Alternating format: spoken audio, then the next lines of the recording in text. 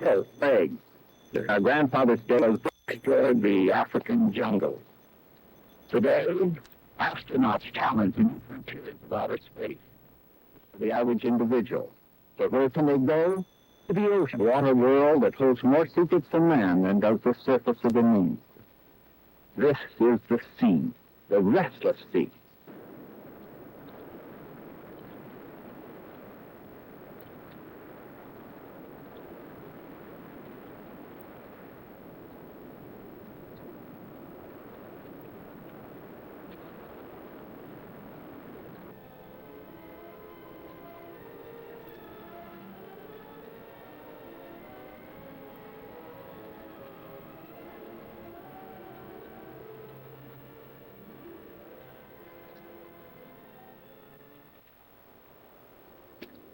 This is the sea, the restless.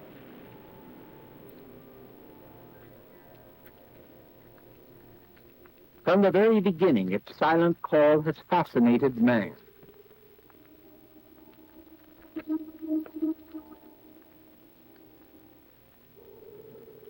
This is man, sometimes called the thinking animal. Lured by the mysterious beauty of this world under the sea, man pondered a method whereby he could reach and explore the ocean floor.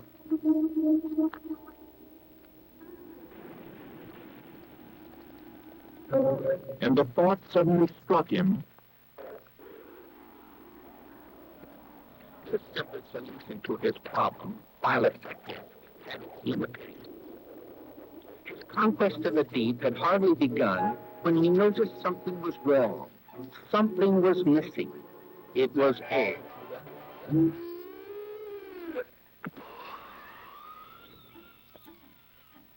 Centuries later, when man was a Roman and very ingenious, he hit upon the idea of using a hollow reed to supply him with air as he sought his elusive goal at the bottom of the sea.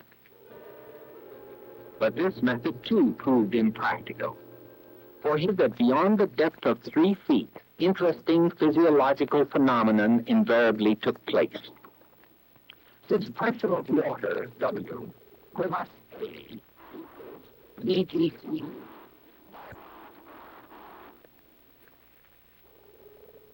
At this point, the lungs collapse. And man usually loses all further interest in the experiment.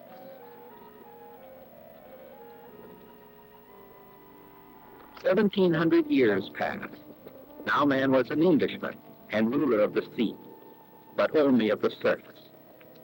He still sought a way to answer the siren call of the mysterious being.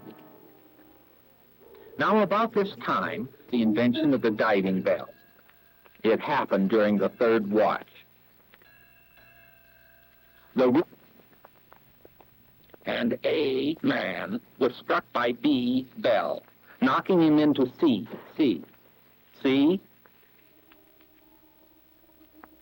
Here he discovered that the air in the bell displaced a good portion of the water, permitting man for the first time to breathe under the surface. Eureka! But unfortunately, it also developed that air once used was worse than no air at all. But now, man was a scientist, and he used logic to solve his problems. To the Englishman's bell, he applied the principles of the Roman's hollow reed, and attached thereto a simple hand pump to supply the proper air pressure. Confident now, man set forth to seek and to conquer.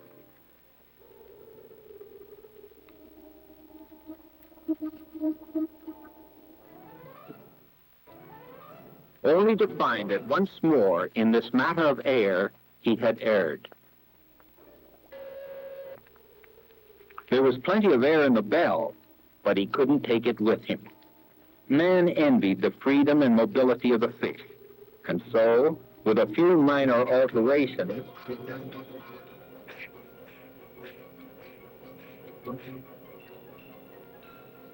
he invented the diving suit, a marked improvement, but not without its drawbacks. For the suit was bulky, cumbersome, and extremely heavy.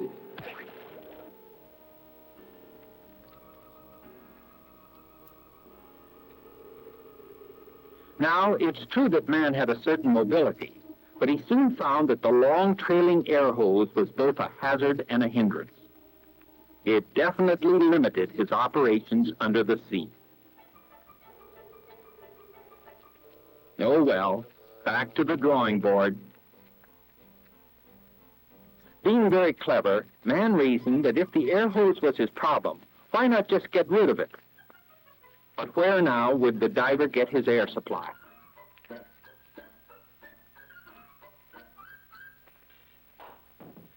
Why, the answer was obvious. Simply take it with him. Compressed air, a completely self-contained diving suit. But the suit was still bulky, still cumbersome. Man still lacked the desired freedom of movement. He had, however, taken a long step forward, for he was able to descend now to depths never before imagined. Of course, even minor damage to the suit meant a return of that old malady, no air. Of necessity, then, man made his greatest discovery. By simply pressurizing his lungs, his problem was solved. This, then, was the aqualung, a tank of compressed air and tubes for breathing. Man now adds the face mask, fins for his feet, and becomes a skin diver, a creature completely at home in the sea. Now, at last, he was free and unencumbered, free to pursue his age-old dream.